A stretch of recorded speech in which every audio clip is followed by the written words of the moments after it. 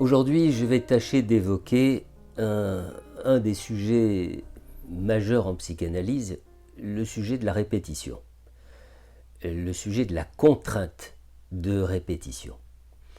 Et pour évoquer le sujet, il me semble qu'il y a au moins deux angles possibles. Le premier angle, c'est celui du trauma. Quand on parle du trauma en psychanalyse, ça n'a strictement rien à voir avec cette plainte très souvent avancée en séance par nombre de patients.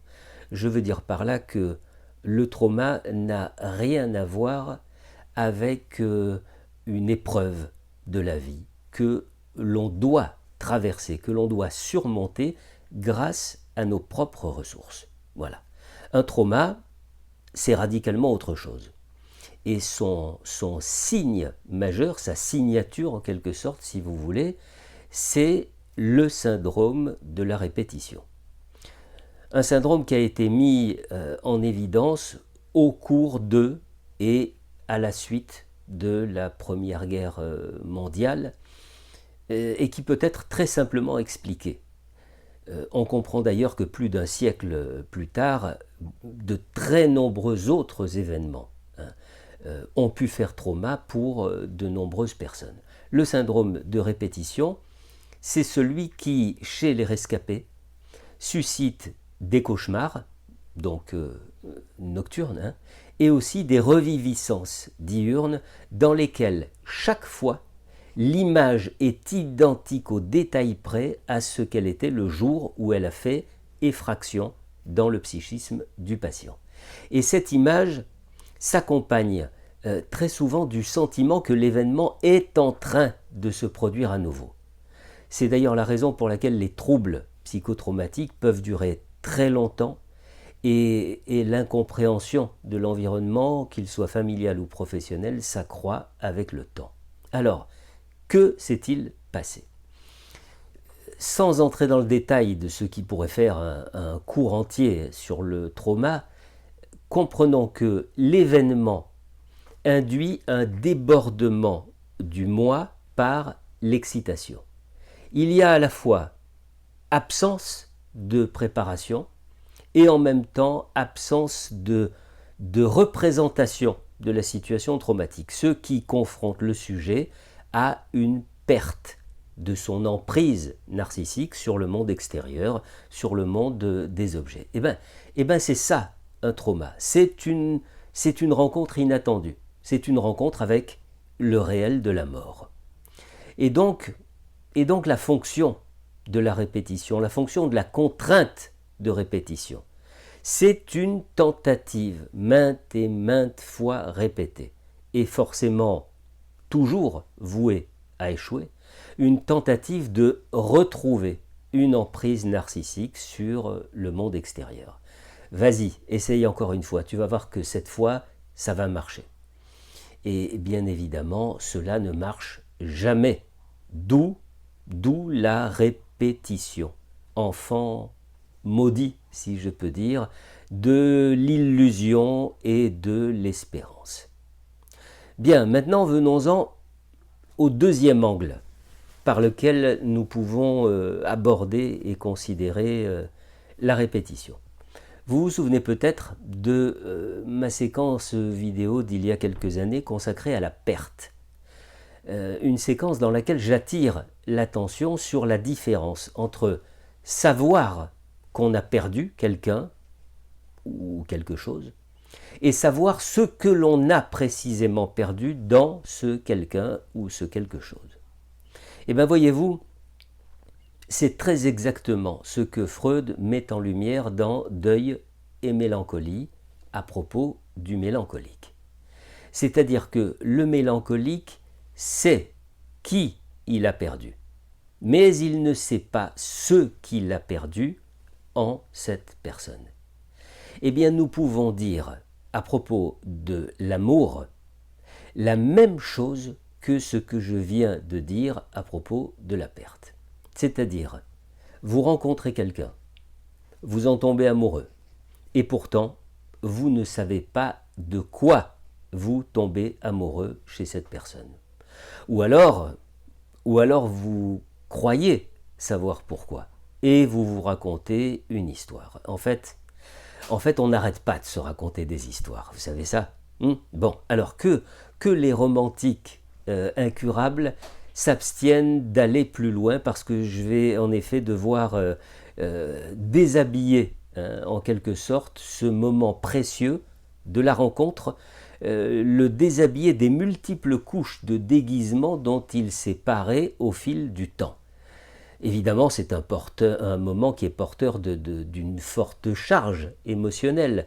C'est un moment qui est aussi porteur d'espoir. Bon, autant prononcer le mot tout de suite. C'est un moment où le transfert est à la manœuvre en capitaine indiscutable. Vous vous souvenez que Freud dit à propos des hystériques qu'elles souffrent de réminiscence. Bon, c'est-à-dire, elles souffrent de ce que des morceaux de leur histoire se sont en quelque sorte détachés de la ligne logique du temps et se baladent comme ça, sans plus obéir à cette logique qui inscrit les événements de notre vie dans une suite organisée. Eh bien, la rencontre avec l'autre. La rencontre avec l'autre, c'est l'accrochage d'un fragment du passé qui passait par là. Voilà. Et qui n'a rien à voir avec l'actuel. Le rencontrer, c'est donc le représentant d'un personnage surgi du passé. Et donc, la rencontre, eh bien, c'est toujours un quiproquo. Imaginez une couche de la texture d'un écran de projection. Une couche qui se forme automatiquement, systématiquement, entre deux êtres dès que ceux-ci entrent en relation.